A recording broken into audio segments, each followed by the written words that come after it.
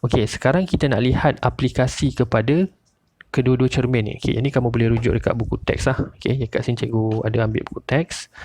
Okey. So, jadi untuk kamu boleh lihat kat sini lah. Okey, cermin cekung ni. Kita mulakan dengan cermin cekung dulu. Okey. Cermin ni kamu dah biasa lihat. Okey. Okey, cermin ni kamu dah biasa lihat berada dekat kedai Serbanika, 7-Eleven, Speedmart. Okey, bila kamu masuk tu dekat penjuru kedai tu ada cermin yang macam ni. Okey, cuma yang ni cermin ni dia berada dekat selekor tajam lah. Okey, ini untuk cermin cembung. Okey. Sekarang kita lihat dulu cermin cekung. Okey, ini nak bagi nampak dululah yang keadaan sebenar cermin cembung tu.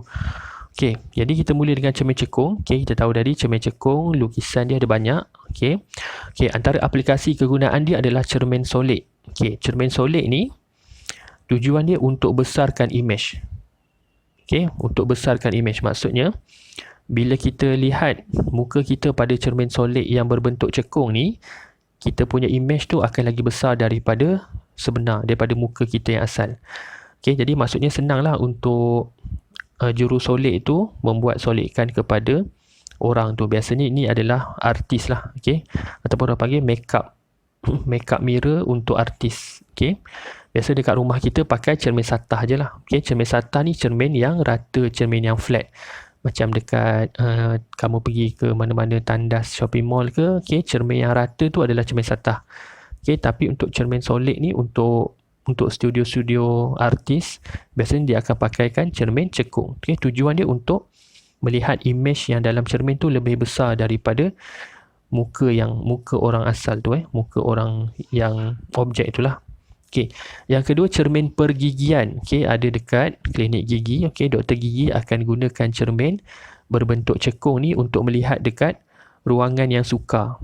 Okey, contohnya nak lihat bahagian belakang gigi pesakit tu. Okey, takkanlah doktor tu nak tunduk, nak buka mulut kita besar-besar kan. Jadi benda tu tak praktikal lah. Jadi doktor hanya perlu letakkan cermin pergigian dekat belakang gigi dan dia boleh lihatlah image gigi kita. Tujuan dia untuk sama juga macam cermin solid tadi, nak bagi image gigi tu lagi besar.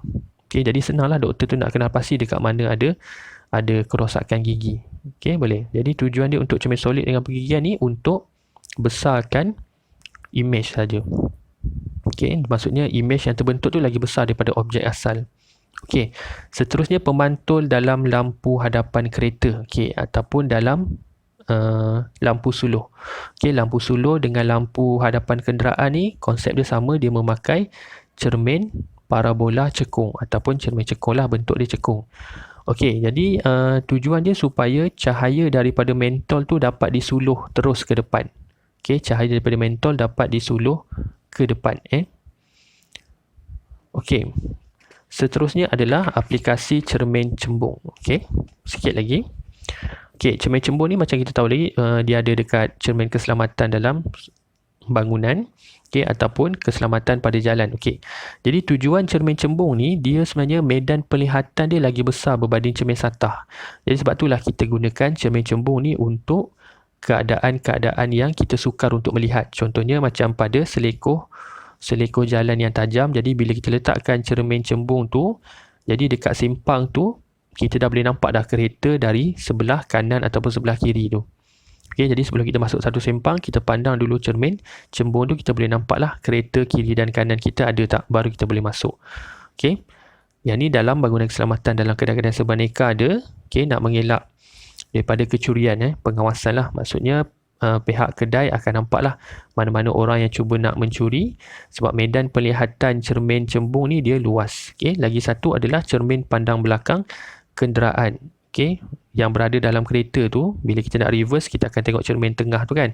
Okey, cermin tengah tu sebenarnya adalah berbentuk cembung juga. Cuma mungkin kita tak nampak sangat cembung dia sebab dia punya bentuk cembung dia tu tak ketara sangat macam cermin dalam kedai ni. Okey, tapi dia sebenarnya adalah berbentuk cembung. Sama juga dengan side mirror. Side mirror pun sebenarnya adalah sedikit cembung. Tujuan dia sama juga, supaya medan penglihatan yang kita lihat dekat belakang tu luas. Jadi kita boleh nampaklah kereta dekat belakang tu ada banyak mana, lori ke, ada motor ke, supaya kita bila kita tukar lorong kenderaan tu tak membahayakan kenderaan lain kan, sebab medan penglihatan dia luas. Okey, cuma kelemahan sikit cermin cembung ni yang cikgu perasan adalah dia punya image dia akan jadi lebih kecil. Okay, image dia akan jadi lagi kecil daripada objek. Itu dia kekurangan dia sikit. Okay, maksudnya bila kita tengok muka kita pada cermin cembung tu, kita akan nampak muka kita dalam cermin tu akan jadi lebih kecil daripada saiz muka kita yang sebenar. Kan, semua tu berkaitan dengan yang tadilah, yang kita lukis tadi tu. Sebab dekat mana-mana objek kita letak untuk cermin cembung pun, kita akan dapat maya tegak diperkecil. Inilah masalahnya, diperkecil ni. Okay, tapi walaupun diperkecil, yang penting tak apalah, medan pelihatan tu lebih luas. Okay, itulah kegunaan cermin cembung. Okay, so jadi itu saja untuk cermin sfera, cermin cekung dan juga cermin cembung. Okay, dia punya sebahagian daripada tajuk cahaya ni. Okay, jadi cermin cekung dengan cermin cembung ni sebahagian daripada cermin sfera. Okay, jadi terima kasih kerana tonton hingga akhir. Okay, insyaAllah lepas ni cikgu akan berkongsi pula untuk tajuk kanta, insyaAllah. Okay, jadi jumpa lagi dalam video akan datang. Terima kasih.